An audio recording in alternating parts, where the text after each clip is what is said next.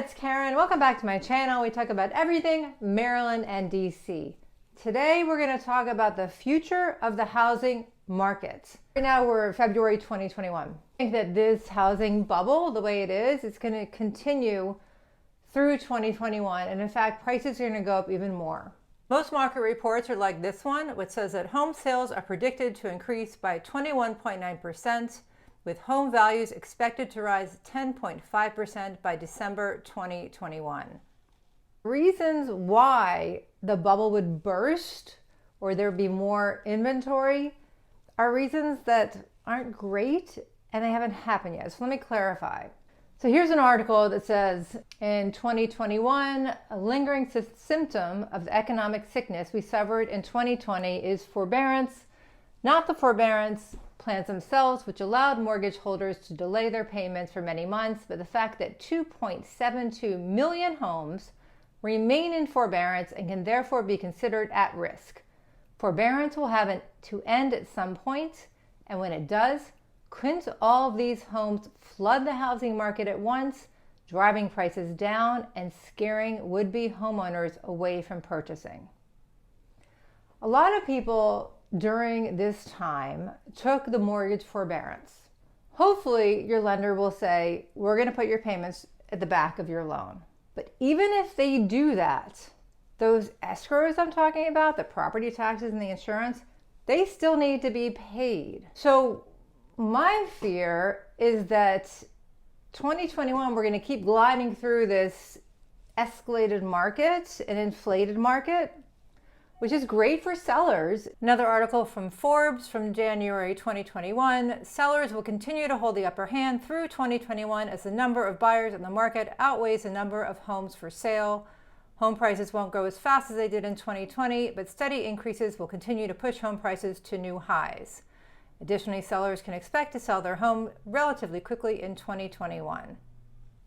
But for me, I don't like it when it's a very unfair market, and I don't like seeing people get hurt. And I feel like when a market is so unbalanced like it is right now, there's going to be a lot of people that are going to get hurt. And it's different from back in 2008, 9, 10, 11, 12, when the lenders caused our crash because they were giving people that shouldn't have gotten loans. I'm not going to even go into that. You can look it up. I don't want to get into that right now. I want to talk about 2021. This is about something that happened to all of us and caused a shutdown and caused us not to be able to either have our small businesses exist or continue with our jobs and therefore not be able to pay our bills.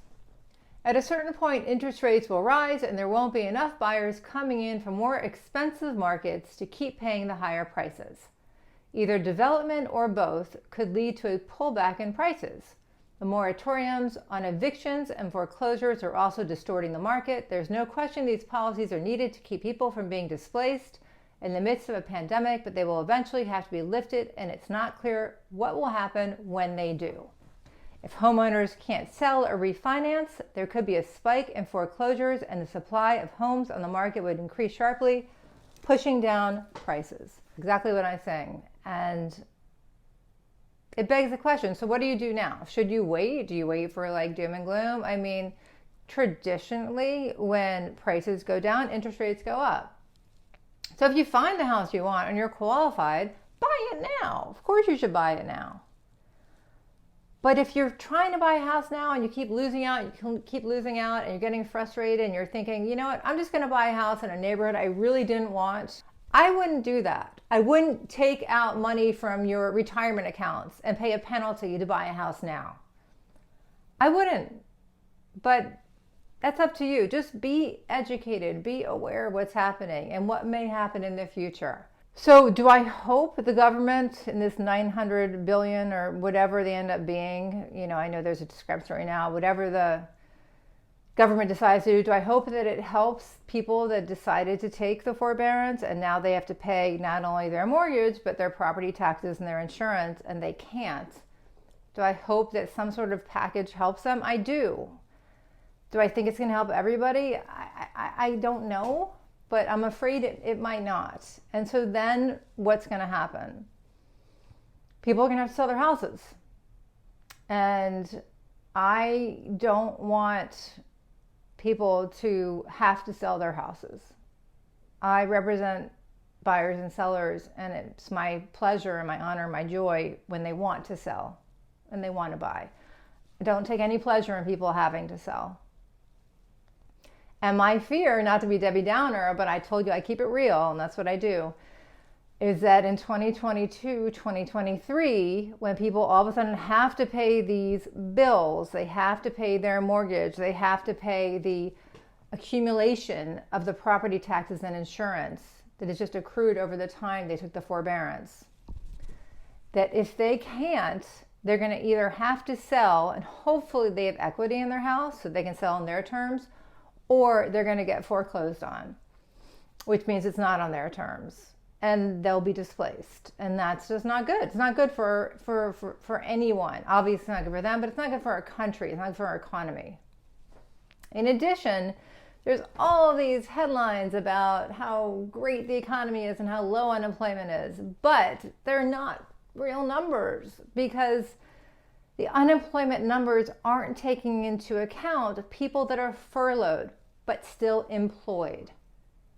So they're not counted as being unemployed. They're not getting unemployment insurance, but they're not making the money that they usually made. They still have a job, but maybe making half the money. And I know people like this. This is not me just saying this because I've heard it. I have friends that are furloughed, they still have a job, but they're getting half the money they usually make. So how are they supposed to pay their bills at 100% if they're making 50%? It's a problem. Bottom lining it for you is that if you have the means and the bandwidth to buy a house now with interest rates being as low as they are, 100% go for it. If you are a seller and you're wondering, should I wait till the prices go higher? They probably will in the next 6 months. But let's not be greedy. If you're ready to sell your house, I'd just put it on the market as soon as possible, because you're going to do well as long as you have a place to go. And if you're one of the property owners, homeowners that are thinking, yeah, you're talking to me, I don't know what I'm going to do, I really implore you to call your lender and have an honest conversation with them. Ask them about the escrows. Ask them about the property taxes and the insurance. Ask them how much you've accrued since you took the forbearance and how much you will owe. Ask them how they are going to deal with you when you have to start paying your mortgage.